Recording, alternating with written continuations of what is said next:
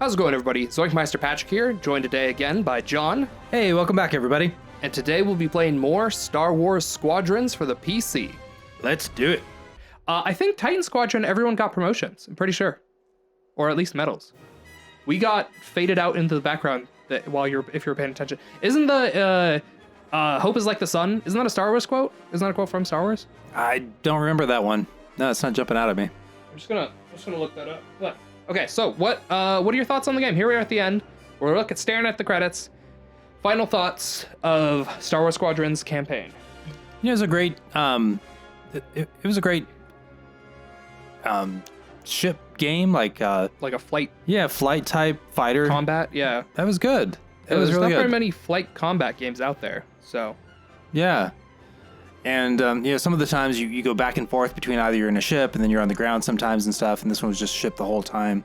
Yeah. So it was different. That was really good. It was very dedicated. The flying controls in Battlefront 2 were very arcadey compared to this, whereas this was more like accurate to the movies, which was just kind of like this. I think like what part of made it fun was just being able to like control all the things that they always talked about in all the movies and TV shows and stuff.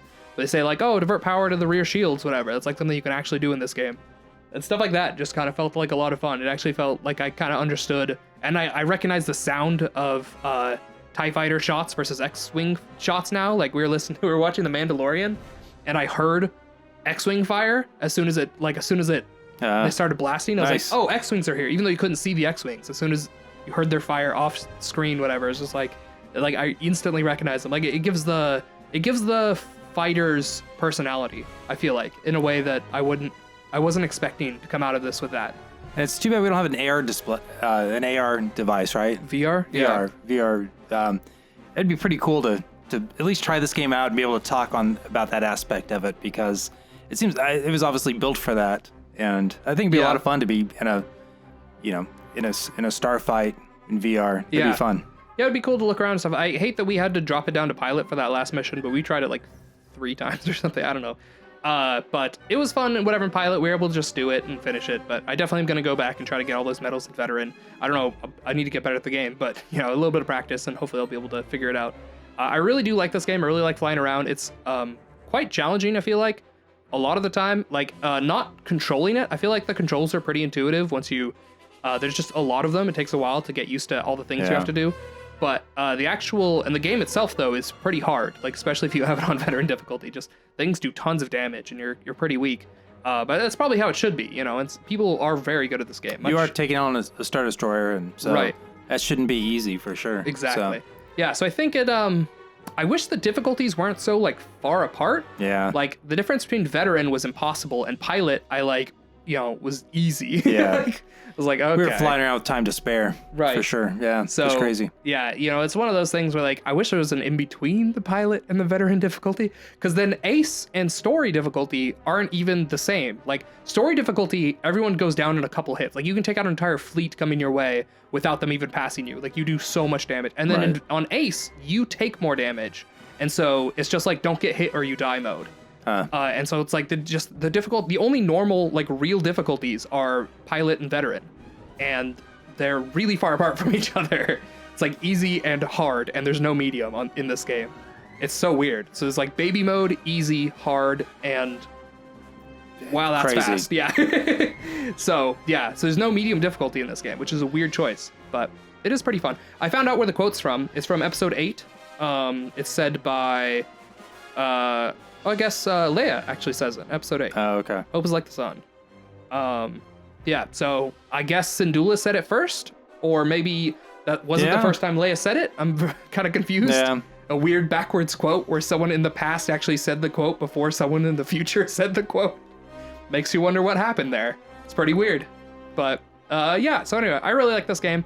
You got a chance to play it a little bit. What'd you think of all the controls and all that? Yeah, the controls were good. It was everything you need. It was very intuitive, even though there were a lot of controls. I felt like I was able to figure it out, and I was moving through it pretty naturally after just a short period of time. Yeah. So, I don't know.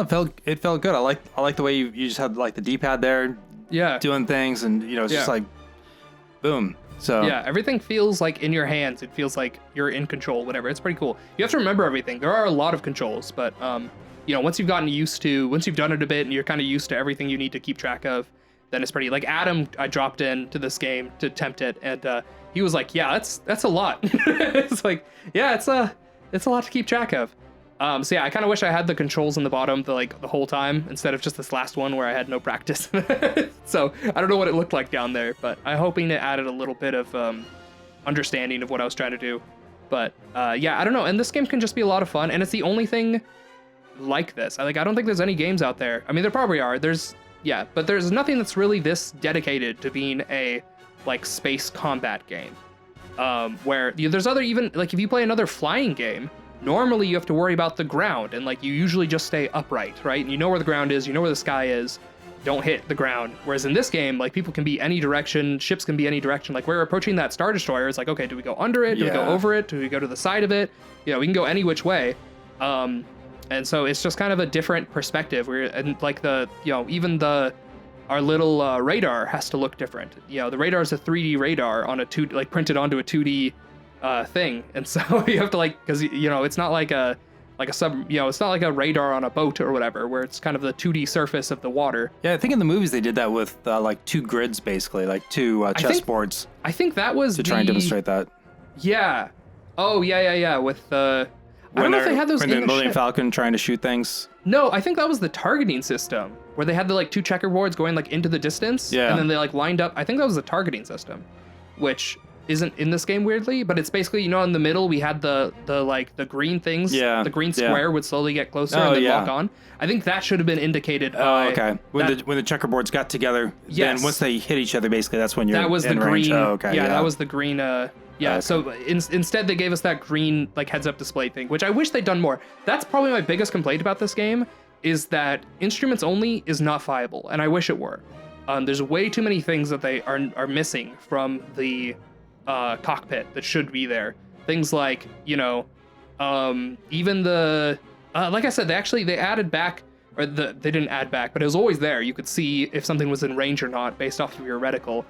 But the other things felt like they were missing always. We had no way of telling if missiles or what objective we had to deal with. See, I don't think that you're supposed to be doing instruments only your first time around. I think the idea is to play it quite a bit. Yeah. And then you know what everything looks like. And but that's the thing. Even if I knew they tell you to go after something, okay, and right. you can recognize things at that point if you've played this game several times. Right. But even if I knew what everything looked like, I still probably wouldn't do instruments only. I'd still probably do custom, just to add even there's some things that there's no way to tell.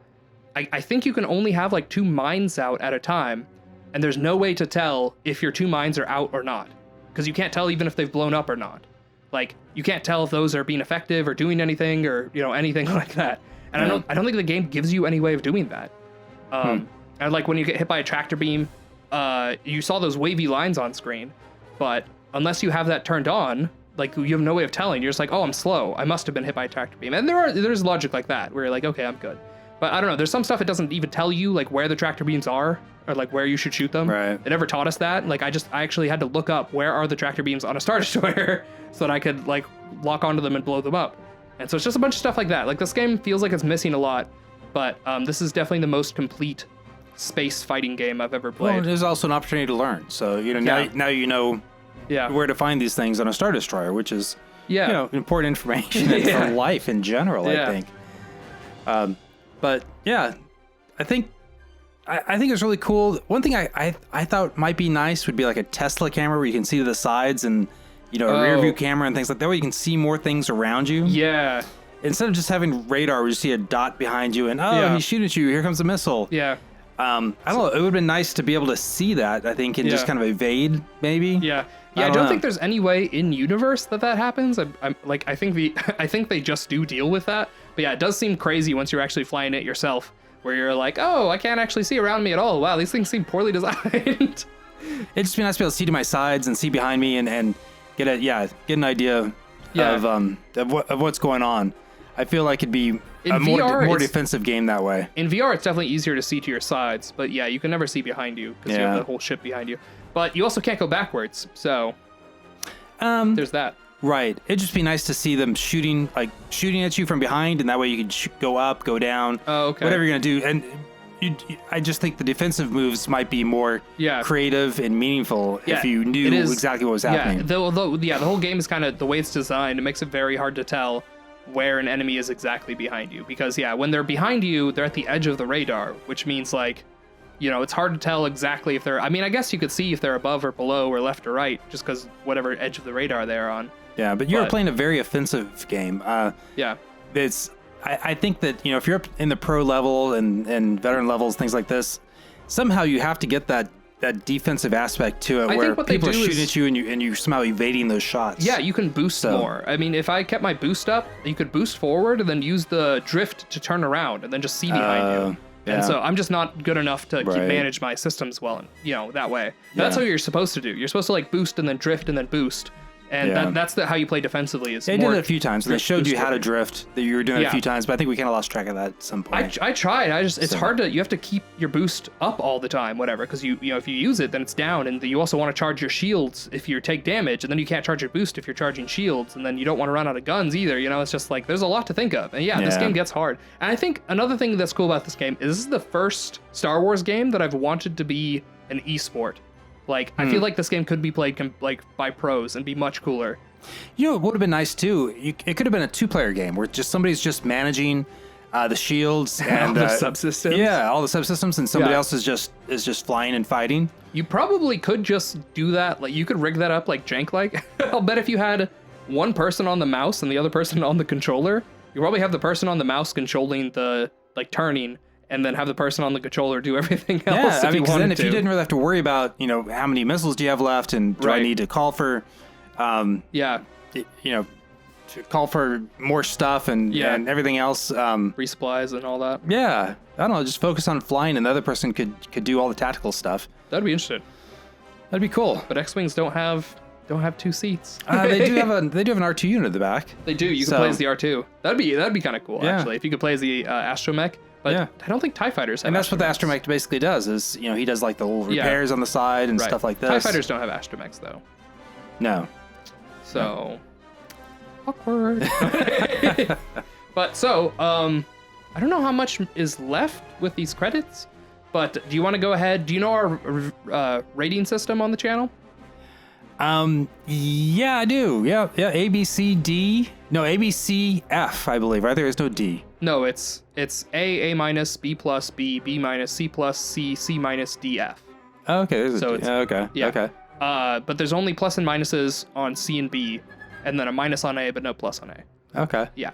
So, with that in mind, what do you think so this is not a completionist, this is not an official Zoink Meister review. We only do official reviews if we've completed the game, which means getting all the trophies and getting, in this game, you might even have to get all the ace medals, or at least get all the achievements.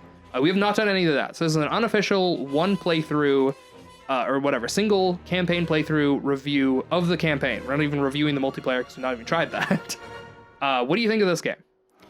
I think I'd give it a B, because even though I could spend a lot of time on this game, and I feel like I would enjoy getting better and better at this game by playing just hours and hours and hours of it. Yeah.